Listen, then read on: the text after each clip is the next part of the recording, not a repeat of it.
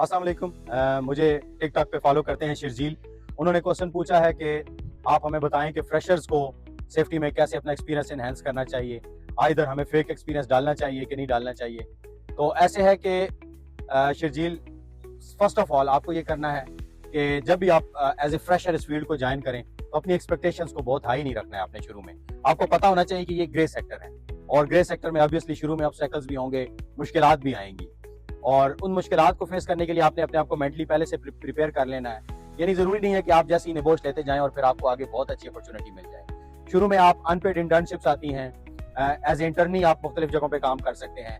अपने आसपास अपने करीब देखें कौन सी कंपनी कौन सी कंस्ट्रक्शन सेक्टर काम कर रहे हैं, वहां पे वॉलंटियरली आप जाके अगर उनको अपनी सर्विसेज ऑफर करेंगे तो मेरे ख्याल से कोई ऐसी कंपनी या कोई ऐसा कंट्रैक्टर नहीं है जो कि आपकी सर्विसेज नहीं लेना चाहेगा। अगर उसे फ्री ऑफ कॉस्ट एक सेफ्टी प्रोफेशनल मिल रहा है तो आप जरूर उसे सर्विसेज दें। देखें, हर जब आप किसी को कुछ देते हैं तो रिटर्न में आपको कुछ मिलता है। जब आप अपनी सर्विसेज ऑफर करेंगे तो रिटर्न में आपको लर्निंग मिलेगी। तो आप प्रोजेक्ट्स में से इस तरह के प्रोजेक्ट्स में लर्निंग कर सकते हैं। इन केस लोग कहते हैं जी हम गए तो वो तो कॉन्ट्रैक्टर था जी, वहां पे हमें सीखने को कुछ नहीं मिला।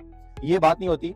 ये जो आप कह रहे हैं मुझे सीखने को कुछ नहीं मिला, वहां पे सीखने के लिए कुछ नहीं था, परमिट टू वर्क सिस्टम नहीं था, पीबीटी नहीं थी, जेएसए नहीं था, पीपीज नहीं था। तो ये सारी वो चीजें जो आपने आइडेंटिफाई की हैं कि वो वहां पे नहीं थी, तो आपने वो सारी चीजें सीखी हैं। आपने इनडायरेक्ट लर्निंग की है, आपने उस प्रोसेस को स्टडी किया है, और उस प्रोसेस को स्टडी करने के बाद उस फील्ड में जो कंट्रोल्स हैं उसके साथ उसको कंपेयर किया है। जब आपने कंपेयर किया है तो आपने हैजर्ड्स को आइडेंटिफाई किया है, रिस्क्स आइडेंटिफाई किए हैं, गैप्स आइडेंटिफाई किए हैं, तो अल्टीमेटली आपको लर्निंग हुई है। तो जब भी आप किसी कॉन्ट्रैक्टर कंपनी के साथ काम करते हैं, फ्री ऑफ कॉस्ट काम करते हैं, तो ये मत सोचे कि मुझे लर्निंग नहीं हो रही।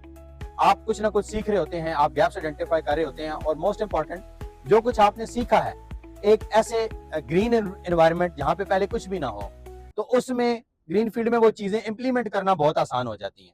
यानी जो कुछ आपने सीखा है वो आप बड़ा आसानी से इंप्लीमेंट कर सकते हैं। और याद रखें कि जो चैलेंजिंग एनवायरनमेंट होते हैं वो बहुत जबरदस्त प्रोफेशनल्स डेवलप करती हैं।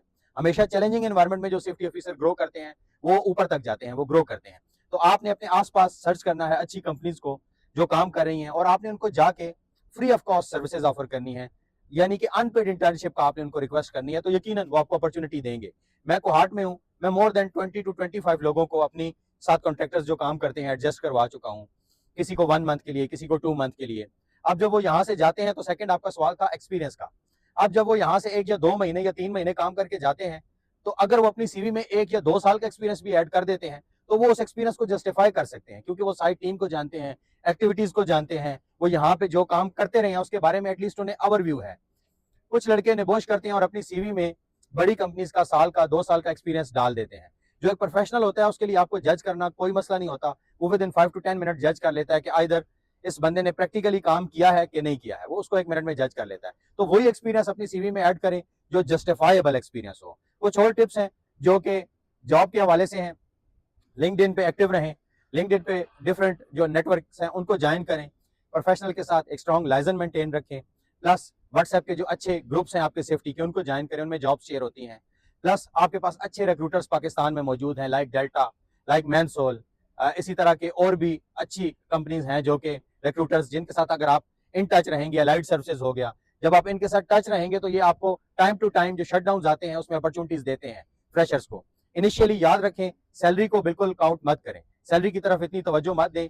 आपको इनिशियली एक्सपीरियंस चाहिए। 2 या 3 साल का जब आप एक्सपीरियंस गेन कर लेंगे तो सैलरी खुद ब खुद आपकी पोजीशन तक खुद ब खुद पहुंच जाएगी, और आपका वो जो एक फाइनेंशियल गैप है उसको ओवरकम कर देगी।